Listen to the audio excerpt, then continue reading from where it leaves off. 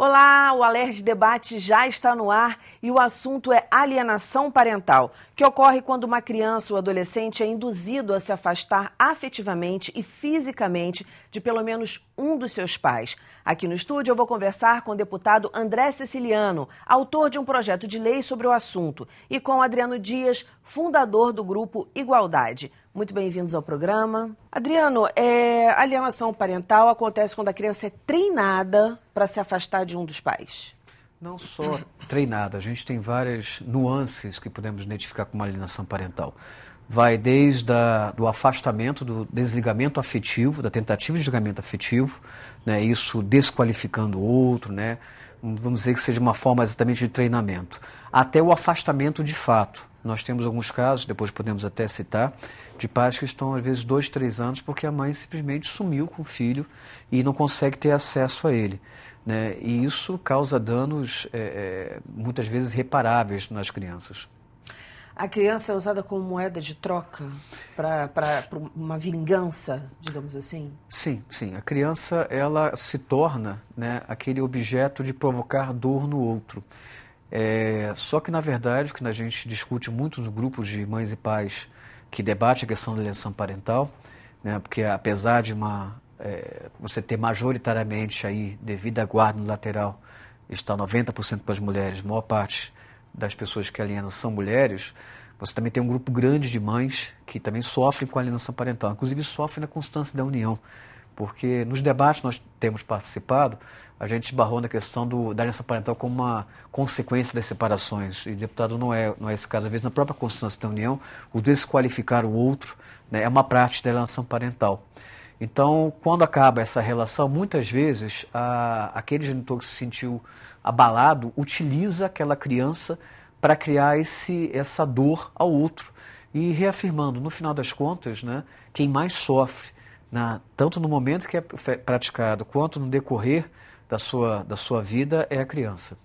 E aí uma pergunta para o deputado e para você também, a gente sempre fala em sofrimento. Como é que o pai que está sofrendo isso, né, que está passando por isso, pode identificar no filho esse início de sofrimento que a criança tem que vai levar para o resto da vida? Ou seja, quais os danos que podem ocorrer para essa criança adolescente? Eu queria só, assim, vamos separar uma coisa. Uma coisa é a prática da alienação parental, é você ir lá, afastar, desqualificar, né, criar dificuldades no convívio. A outra é a síndrome da alienação parental, que são as consequências psicológicas que vêm a partir desse afastamento. Sim. Né? Que aí vão desde processos de depressão, né, até, isso já tem registrados, eu sou leigo, não sou psicólogo, mas devido aos grupos que nós participamos, a gente tem vários convívios, né, que relatam coisas muito tristes. Até a perda do vínculo completo com o genitor, com o outro genitor. Tem um pai, por exemplo, que falou, olha, para mim já era. A minha filha me encara como a mãe dela me encara. Parece que eu sou um caixa eletrônico, só me liga para passar o cartão. Quer dizer, ele perdeu completamente toda a história de convívio, né, na criação daquele ser que ele demonstrou que amava tanto. E sofreu, né, não existiam ainda normas, não existiam ainda identificações para que isso pudesse ser enfrentado. Está aí a importância da lei do deputado André Ceciliano de orientar, não só buscar chamar para a sociedade esse tema, mas também orientar os agentes do Estado sobre esta questão. Por que eu fiz essa pergunta? Porque às vezes, eu imagino assim, situações tão, vamos dizer assim, tão sutis, né? Aquela coisa que vai minando, que a própria identificação de que está ocorrendo a alienação parental vem na fala da criança, vem no modo como a criança trata o pai, ou enfim, a mãe. Então, eu acho que uma coisa está muito ligada à outra, né? É importante estar atento para o comportamento das crianças. Na verdade, essa é uma questão nova no Brasil, né? Como forma de lei. Para você ter uma ideia, essa lei, existe uma lei federal de 2010, sancionada pelo presidente Lula, que criou, né, que caracterizou e tipificou a alienação parental. Mas é uma coisa nova, porque ela tem que ser difundida, tem que ser esclarecida e levar principalmente para as escolas, né? Porque mesmo os juízes, mesmo os pais, os professores e professoras, eles não têm muito entendimento da alienação parental. E quando o pai ou mãe vai buscar, né, o seu direito no judiciário, muitas das vezes os próprios juízes desconhecem. Temos também uma lei nova de dezembro de 2014, a Lei 13.058, que trata também da guarda compartilhada. Então, tudo isso é uma sequência. O que a gente pretende aqui com o meu projeto de lei 222 de 2015?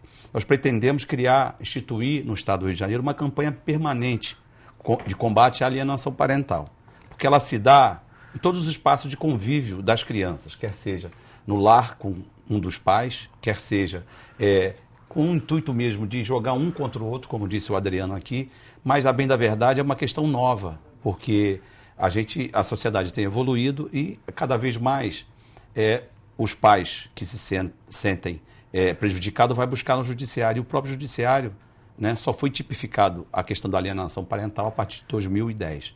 Então, o que a gente pretende é esclarecer, levar para as escolas, levar para todos os espaços públicos, e mesmo os funcionários do Estado e dos municípios, para que possam identificar e combater. Porque isso é uma forma perversa de afastar um dos genitores das crianças. Agora, a campanha que o senhor sugere é uma campanha que vai reunir uma equipe multidisciplinar. Passando pela assistência social, Secretaria de Educação do Estado, Secretaria de Saúde e mesmo o Poder Judiciário. É muito, muito importante todos os atores do Estado, do serviço público aí, dizendo, não só executivo, legislativo e também do Judiciário, Ministério Público, para que a gente possa levar o conhecimento, disciplinar, porque a lei existe, é uma lei nova de 2010 e a gente pretende difundir o direito dos pais, porque a gente trata outros temas aqui também na Assembleia. Eu, como deputado, tenho mais de 100 projetos de leis, tratando de coisas diversas. E a gente pega, né? A gente aprende no dia a dia. Então, eu tenho um caso desse na família. O meu cunhado sofre muito, porque ele tem 2 filhas e a mãe trata, né, o pai como o inimigo. Então, incute na cabeça das crianças sempre o pai como inimigo. Então, a gente vê no dia a dia que é perverso isso. Muitas das vezes a filha ou o filho quer mesmo estar um pouco com o pai, um pouco com a mãe, mas quando um dos pais encaminha o filho, né, incute na cabeça, busca criar o adversário, o inimigo, isso faz muito mal para as crianças. Não só para a criança, como fica marcado para o resto da vida. Então, o que a gente quer através da Lei 222 de 2015, projeto de lei, que a gente possa fazer uma campanha permanente, usando toda a estrutura do Estado, para que a gente possa esclarecer os direitos das crianças. Sempre o foco às crianças. Pra você ter uma ideia, segundo os pais e mães que participam dos movimentos, estimam em mais de 20 milhões, só no Brasil, 20 milhões de crianças sofrendo a alienação parental. Se você imaginar que tem 20 milhões de crianças, pai e mãe, 60 milhões. Se você aí falar de avós, tios, aí você tem uma massa imensa. Então, como eu disse, é uma questão nova. Alienação parental. No Brasil só foi tipificado em 2010. E a gente precisa esclarecer, porque muitas das vezes existe a lei, e essa lei, você não percebendo o seu direito, você não busca ela. Então, o que a gente quer é esclarecer, e principalmente, como eu disse, o Judiciário também precisa estar atento, porque ainda hoje a dificuldade na questão da alienação parental, ou mesmo na guarda compartilhada, é difícil o entendimento do Judiciário.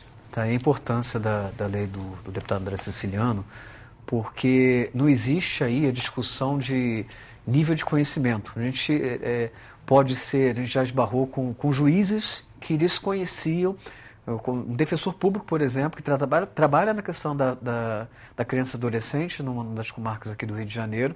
Quando eu mostrei para ele, né, um processo de alienação parental, ele, rapaz, eu até tenho isso, mas eu conheço a lei, mas eu desconhecia não colocava essas práticas, eu não colocava lá no papel o que seria essa prática. E a lei do deputado, ela enfatiza também a questão dos agentes de segurança pública. A gente tem hoje um alto índice de falsas denúncias que vão desde, né, da injúria à ameaça, usando a Lei Maria da Penha geralmente, até casos de abuso sexual.